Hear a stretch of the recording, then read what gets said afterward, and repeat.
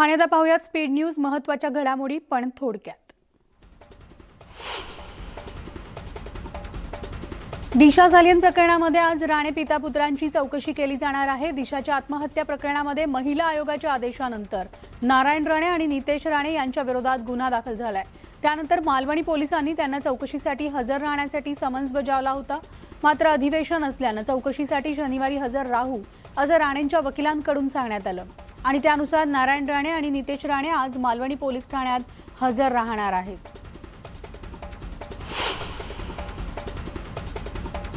गोव्यात phone tapping सुरू असल्याचा आरोप शिवसेना खासदार संजय राऊत यांनी केलाय। तर राज्याचे विरोधी पक्षनेते देवेंद्र फडणवीस गोवा विधानसभा निवडणुकीतील भाजपचे प्रभारी होते। त्यांनी गोव्यातही महाराष्ट्र पॅटर्न राबवत विरोधकांचे फोन टॅप केले असा आरोप राऊत यांनी केला। यावेळेस त्यांनी राज्यपालांवरही निशाणा साधलाय। देशाच्या सुरक्षिततेशी ज्यांनी खेळ केला त्यांच्या विरोधात न भूतो न भविष्यती असा मोर्चा काढायचा आहे असं वक्तव्य विरोधी पक्षनेते देवेंद्र फडणवीस यांनी केलंय। नवाब मलिकांचा प्रश्न हा राजकारणाचा नाही तर देशद्रोहाच्या विरोधातला आहे आणि अशी टीका फडणवीसांनी यावेळेस केली आहे।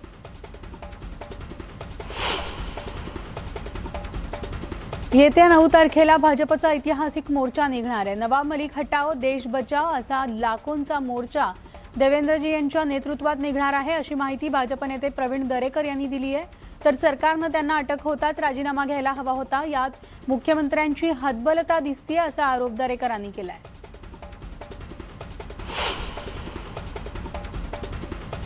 नवाब मलिक यांना मोठा झटका मिळालाय। नागपूर खंडपीठाने मलिकांची याचिका फेटाळून लावली आहे। समीर वानखेडे यांच्या भावाने मलिकांविरोधात वाशिम पोलीस ठाण्यात तक्रार दाखल केली होती, तर वाशिम सत्र न्यायालयामध्ये याचिका दाखल करण्यात आली होती। या याचिकेला मलिकांनी उच्च न्यायालयाच्या नागपूर खंडपीठात आव्हान दिलं होतं। नागपूर खंडपीठाने ही याचिका फेटाळून लावली। त्यामुळे वाशिम सत्र न्यायालयाच्या निकालानंतर मलिकांवर अॅट्रॉसिटीचा गुन्हा दाखल होईल की नाही ते स्पष्ट होईल।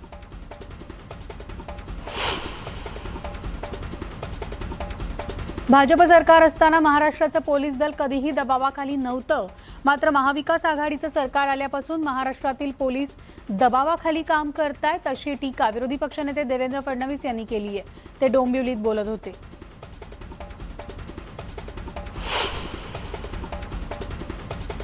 संपकरी कर्मचाऱ्यांनी कामावर रुजू व्हावं असं आवाहन परिवहन मंत्री अनिल परब यांनी कर्मचाऱ्यांना केलंय। निलंबित कर्मचाऱ्यांनी कामावर पुन्हा परतावं तसंच बडतर्फीची नोटीस दिलेल्या कर्मचाऱ्यांनी देखील रुजू व्हावं असं परब म्हणाले। ज्यांना बडतर्फ केलं त्यांनी नियमानुसार अपील करावं, त्यांना कामावर पुन्हा परत घेण्यासाठी विचार करण्यात येईल अशी माहिती अनिल परब यांनी दिली आहे। परिवहन मंत्र्यांनी सादर केलेल्या अहवालावर बीडमधील एसटी कर्मचाऱ्यांनी संतप्त प्रतिक्रिया दिली आहे। आमचा न्यायव्यवस्थेवर विश्वास आहे, जोपर्यंत न्यायालयाचा निकाल येत नाही तोपर्यंत कामावर येणार नाही असं कर्मचाऱ्यांनी सांगितलंय।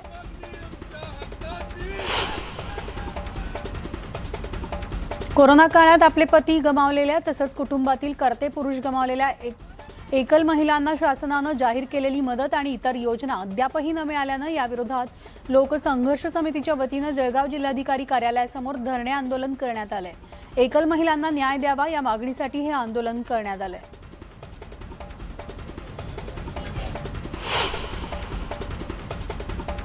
राज्यपाल भगतसिंग कोश्यारी हे आज सोलापूर दौऱ्यावर आहेत। यावेळेस शिवप्रेमींनी राज्यपालांना कडाडून विरोध सुरू केला। छत्रपती शिवाजी महाराजांचा एकेरी उल्लेख केल्याचा ठपका ठेवत राज्यपाल भगतसिंग कोश्यारी यांच्या विरोधात शिवप्रेमी घोषणा देत असून राज्यपाल यांनी त्वरित माफी मागावी अशी मागणी शिवप्रेमींकडून होतीये।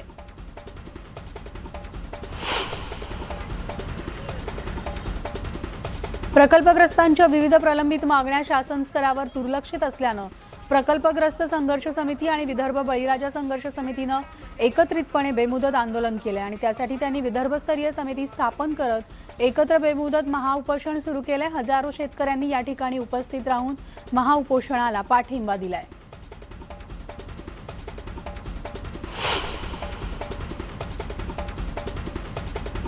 द प्रोफेशनल इन्स्टिट्यूट बाहेर एव्हीबीपीच्या कार्यकर्त्यांनी निदर्शनं करून टाळं आंदोलन केले। विद्यार्थ्यांकडून वार्षिक शुल्क घेत त्यांची एकही तासिका घेण्यात आली नाही, म्हणून कॅम्पसला टाळं ठोकून आंदोलन करण्यात आलं।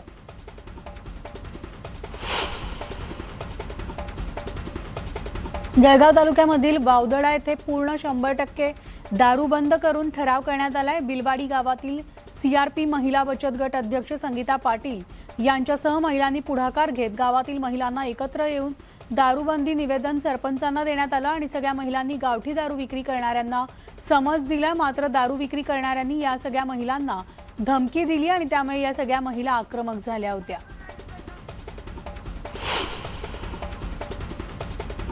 रशिया आणि युक्रेनमध्ये सुरू असलेल्या युद्धाचे अनेक दुष्परिणाम जगभरात होत आहेत, तर स्टील कॅपिटल ऑफ इंडिया अशी ओळख असलेल्या जालन्यामध्ये देखील त्याचे पडसाद पाहायला मिळत आहेत। कच्च्या मालाच्या कमतरतेमुळे बांधकामासाठी लागणाऱ्या स्टीलची किंमत वाढली आहे आणि त्यामुळे आगामी काळात बांधकाम क्षेत्रावर देखील विपरीत परिणाम दिसण्याची भीती व्यक्त होती आहे।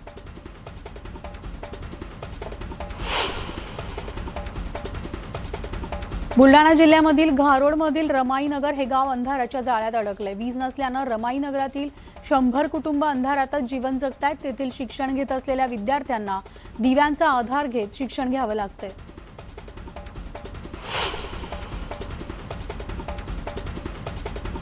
फी न भरल्यामुळे 9वीच्या विद्यार्थ्यांना परीक्षेपासून वंचित ठेवल्याचा धक्कादायक प्रकार जळगावातील Orion English medium state board स्कूलमध्ये घडलाय।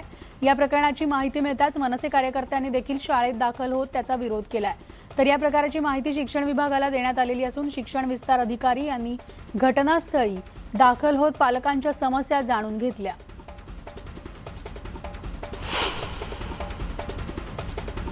बीड जिल्ह्यामध्ये मागील वर्षभरात 5 वर्षांपर्यंतच्या तब्बल 508 बालकांचा विविध आजाराने मृत्यू झाल्याचं आरोग्य व्यवस्थापन समितीच्या म्हणजेच HMISच्या अहवालात समोर आलंय।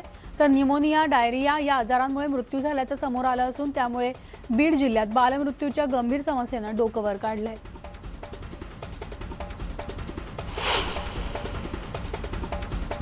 वसईमध्ये मनसेच्या कार्यकर्त्यांनी एका व्यक्तीला चोप दिलाय। मनसे अध्यक्ष राज ठाकरे यांच्याबाबत अपशब्द वापरल्यानं मनसे कार्यकर्ते आक्रमक झालेत आणि त्या व्यक्तीला चोप दिल्यानंतर त्याला पोलिसांच्या ताब्यात देण्यात आले। कल्याणमधील एका महिलेनं डाटा एंट्रीचं काम मिळवण्यासाठी वसईतील एका कंपनीत 1200 रुपये भरले होते आणि त्यानंतर या महिलेनं काम पूर्ण झाल्यानंतर त्या कंपनीकडे कामाचे पैसे मागितले।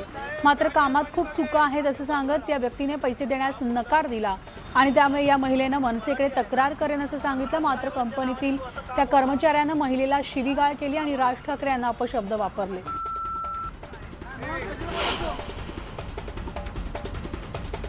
कल्याणमधील खडवली इथं एका तरुणाला बेदम मारहाण करण्यात आली आहे। भिवंडीमध्ये राहणारा उमेश पाटील खडवली नदीत आंघोळ करण्यासाठी गेला होता, त्यावेळेस तिथं असलेल्या तरुणांसोबत त्याचा वाद झाला।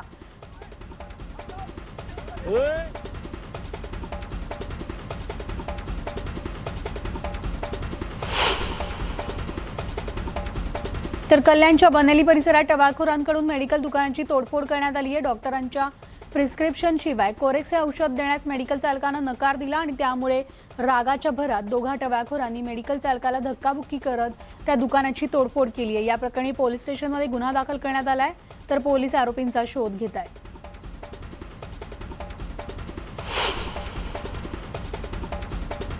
बुलढाणा जिल्ह्यात ATM मध्ये भरण्यासाठी दिलेले 15 लाख रुपये दोघांनी लंपास केल्याची धक्कादायक घटना उघडकीस आली आहे। CMS कंपनीद्वारे बुलढाणा जिल्ह्यातील विविध ठिकाणच्या ATM मध्ये पैसे भरण्याचं काम केलं जातं आणि हे पैसे भरण्यासाठी खामगाव शहरात नियुक्त केलेल्या 2 कर्मचाऱ्यांनी या CMS कंपनीला तब्बल 15 लाखाचा चुना लावल्याची घटना उघडकीस आली आहे।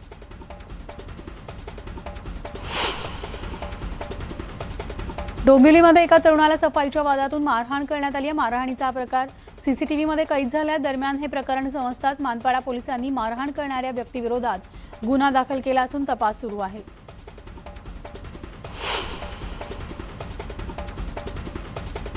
दौंड तालुक्यामधील राहू गावामध्ये अवैध शस्त्रसाठा बाळगणाऱ्या 5 जणांना पोलिसांनी ताब्यात घेतले आणि या आरोपींकडून 4 गावठी पिस्तूल्स, 1 रिव्हॉल्व्हर आणि 13 कारतूस असा 2,91,000 रुपयांचा मुद्देमाल जप्त करण्यात आलाय।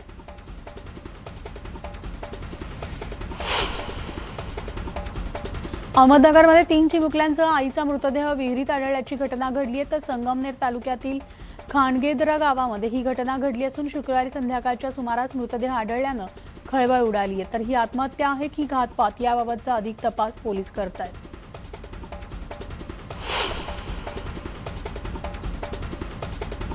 चंद्रपूरच्या ताडोबा अंधारी व्याघ्र प्रकल्पाला आज एक उपयोगी वाहन भेट स्वरूपात मिळालेले असून या वाहनाचा उपयोग करून जंगलाच्या दुर्गम भागात जात समस्याग्रस्त वन्यजीवाला जवळून बेशुद्ध करता येण्याची सोय झाली आणि हे वाहन जंगलातल्या कुठल्याही दुर्गम भागात कुठल्याही ऋतूत काम करू शकणार आहे।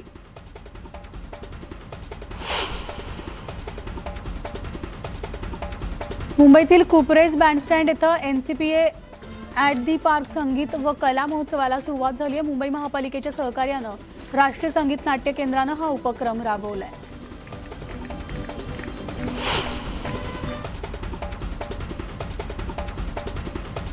वाशिम जिल्ह्यामधील एकबुर्जी पाणी प्रकल्पावर दुर्मिळ असणाऱ्या ग्रेटर फ्लेमिंगोसह 200 प्रजातींच्या विदेशी आणि देशीय पक्ष्यांचं आगमन झालंय। गुजरात राज्यातील कच्छच्या रणातून भारताच्या दक्षिण किनारपट्टीकडे हे पक्षी मार्गस्थ होत आहेत। ग्रेटर फ्लेमिंगो पक्ष्यांचा विदर्भातील एकबुर्जी जलाशय हा महत्त्वाचा थांबा असल्यानं पक्षीप्रेमींसह पर्यटक या विदेशी पक्ष्यांची एक झलक पाहण्यासाठी गर्दी करत आहेत।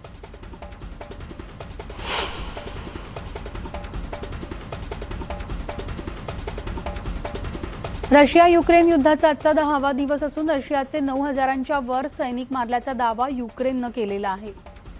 तर इतकंच नाही तर रशियाचा मोठा शस्त्रसाठा देखील नष्ट केल्याचा दावा युक्रेननं केला। युक्रेन सैन्याने रशियाचे 251च्या वर रणगाडे नष्ट केलेत आणि रशियाची 939 कॉम्बॅट मशीन्स उद्ध्वस्त केल्याचा दावा युक्रेननं केलाय। अनेक लढाऊ विमान आणि हेलिकॉप्टर देखील नष्ट केल्याचा दावा युक्रेननं केलाय।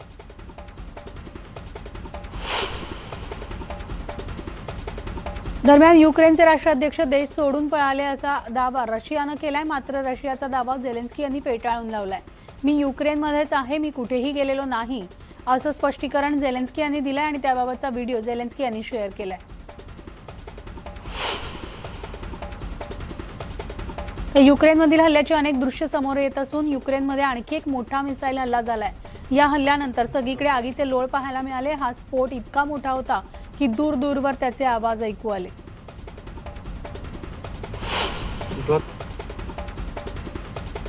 रशिया आणि युक्रेनमधील युद्धाचा आज 10वा दिवस आहे। रशियाकडून युक्रेनमधील विविध शहरांवर हल्ले चढवले जात आहेत, तर रशियन सैन्यानं कीव शहराला लक्ष्य केलेलं आहे आणि या हल्ल्यानंतर कीवमधील अनेक ठिकाणी नेस्तनाबूत झालेली आहेत। कीवमधील एका छोट्या शहरातील बॉम्बस्फोटानंतरचं ड्रोन फुटेज समोर आले। हल्ल्यामध्ये इमारती जळून खाक झाल्यात आणि सगळीकडे केवळ धुराचे लोट पाहायला मिळतात।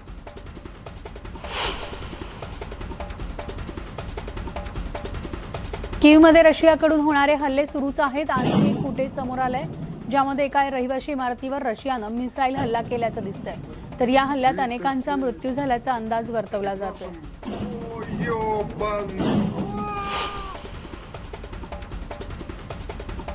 रशियाकडून होणाऱ्या बॉम्ब हल्ल्यांपासून वाचण्यासाठी डॅनिश शहरातील अनेक नागरिकांनी आपली घरं सोडून स्थलांतरित झालेत। अनेक जण आपल्या कुटुंबियांसह निवारा केंद्रांमध्ये राहत आहेत। नागरिकांमध्ये भीतीचं वातावरण असल्यानं सर्वजण जीव मुठीत घेऊन राहत आहेत।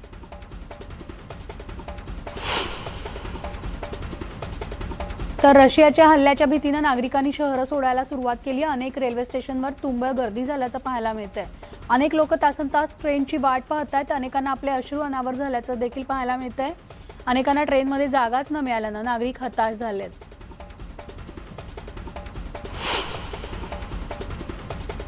रशियाकडून होणाऱ्या हल्ल्यामुळे कीव शहर बेचिराग झाले। रशियानं कीववर अनेक मिसाईल हल्ले केलेत, तर जिकडे तिकडे केवळ आगीचे लोळच पाहायला मिळत आहेत।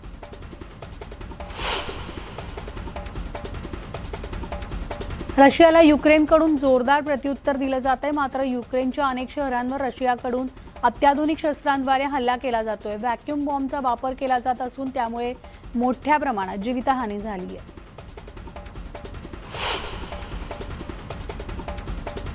चेन्नईमध्ये आणखी एक मोठा स्फोट झाल्याची दृश्य समोर आली आहेत। एका रहिवाशानं हा व्हिडिओ त्याच्या कॅमेऱ्यात कैद केला। रशियानं आतापर्यंत शेकडो मिसाईल्स आणि बॉम्ब हल्ले युक्रेनवर केलेत, तर रशियाकडून युक्रेनवर जोरदार हल्ले होत आहेत।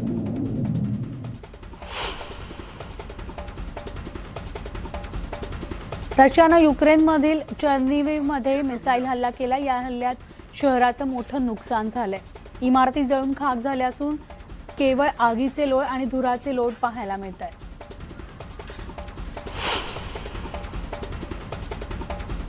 रशियामध्ये युद्धाचा जोरदार विरोध केला जातोय। तिथल्या टीव्ही रेंजच्या कर्मचाऱ्यांनी रशियाच्या युद्धखोरी विरोधात राजीनामा दिलाय। युद्ध थांबवा, निष्पापांचे जीव घेणं बंद करा असं म्हणत या सगळ्या कर्मचाऱ्यांनी राजीनामा दिलाय।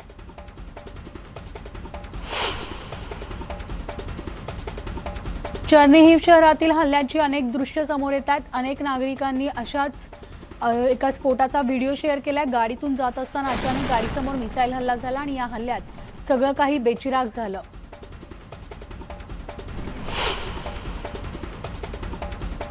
रशियानं सैन्य युक्रेनमधील शहरांमध्ये घुसवले तर रशियन सैन्याला युक्रेनियन सैनिक जोरदार प्रत्युत्तर देत आहेत। युक्रेनियन सैनिक रशियन सैनिकांवर रॉकेट ग्रेनेडनं प्रत्युत्तर देत असल्याचा व्हिडिओ व्हायरल झालाय।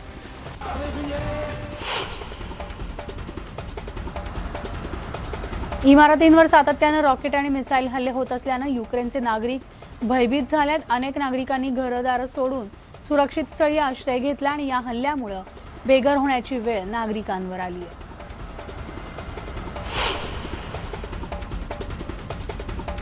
युक्रेनच्या अणुप्रकल्पांनाही रशियाकडून लक्ष्य केलं जातंय, तर झॅपोरेझिया प्रकल्पावर रशियानं मिसाईल हल्ला केलाय। या हल्ल्यात प्रकल्पाचं मोठं नुकसान झाल्याचा दावा युक्रेननं केलाय। हल्ल्यानंतर प्रकल्पात मोठी आग लागली असून सध्या तरी प्रकल्पातून गळती होत नसल्याचं युक्रेननं म्हटलंय।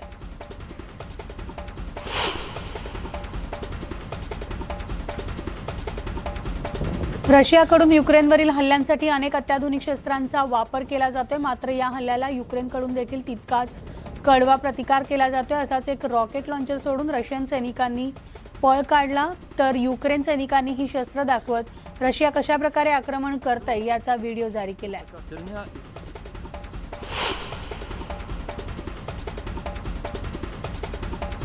चेर्निहिव शहरावर रशियाकडून मोठ्या प्रमाणात मिसाईल हल्ले केले जात आहेत। रॉकेट लॉन्चर, मिसाईल अशा अत्याधुनिक शस्त्रांसह रशियानं जोरदार हल्ले केलेत। हल्ल्यामुळे शहरातून अनेक नागरिकांनी पलायन केले, तर अनेकांनी बंकरमध्ये आसरा घेतलाय।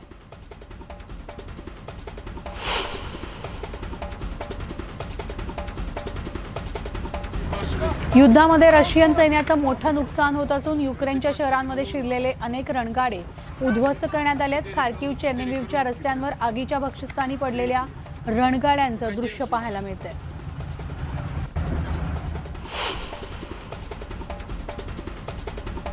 वाशीममधील 4 विद्यार्थी युक्रेनमध्ये अडकले होते, त्यातीलच साबीर पठाण हा विद्यार्थी त्याच्या मूळ गावी पोहोचलाय। तर साबीर हा युक्रेनमधील टर्नोपिल राष्ट्रीय वैद्यकीय विद्यापीठात वैद्यकीय शिक्षण घेत होता। साबीर 2.5 महिन्यांपूर्वीच युक्रेनला गेला होता। हजारो भारतीय विद्यार्थ्यांसोबत 25 ते 30 किलोमीटरची पायपीट करत युक्रेन शेजारील रोमानिया या देशात तो दाखल झाला आणि ऑपरेशन गंगा अंतर्गत साबीरला भारतात आणलं गेलं।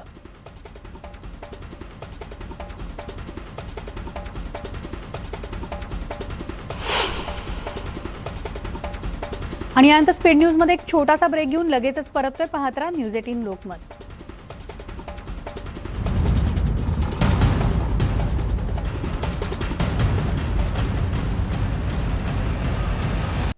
आणि ब्रेक नंतर स्पीड न्यूज मध्ये पुन्हा एकदा आपलं स्वागत। पाहूयात महत्त्वाच्या बातम्या, पण थोडी।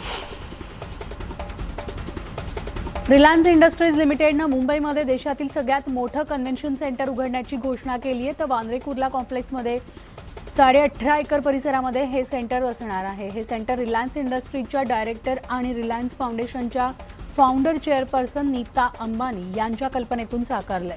उद्योग, सांस्कृतिक असं हे भव्य दिव्य सेंटर आहे। तर जिओ वर्ल्ड कन्व्हेन्शन सेंटरच्या सुरुवातीला धीरुभाई अंबानी स्क्वेअर आणि फाउंटेन ऑफ जॉय सुरू केलं जाईल आणि त्यानंतर जिओ वर्ल्ड सेंटरचं फेज वाईज उद्घाटन करण्यात येईल।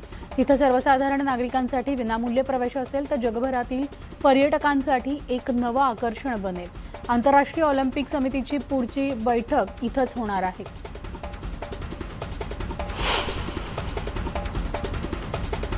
भारत विरुद्ध श्रीलंकेच्या कसोटी सामन्याचा आजचा दुसरा दिवस आहे। रवींद्र जडेजानं धमाकेदार कामगिरी केलेली असून जडेजानं कसोटी कारकिर्दीतील दुसरं शतक पूर्ण केलंय। तर मोहाली कसोटीमध्ये जडेजानं 160 बॉल्समध्ये 10 चौकार मारत शतकी खेळी केली आहे। जडेजा 102 धावांवर खेळतो आणि भारताच्या 7 बाद 468 धावा झाल्यात।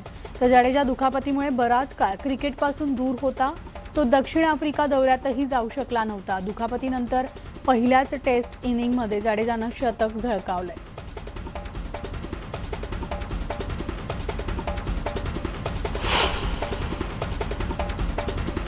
आणि या सगळ्या बातम्यांसह स्पीड न्यूज मध्ये आता वेळ झाली तेच थांबण्याची। ताज्या घडामोडींसाठी तुम्ही पाहत राहा न्यूज 18 लोकमत।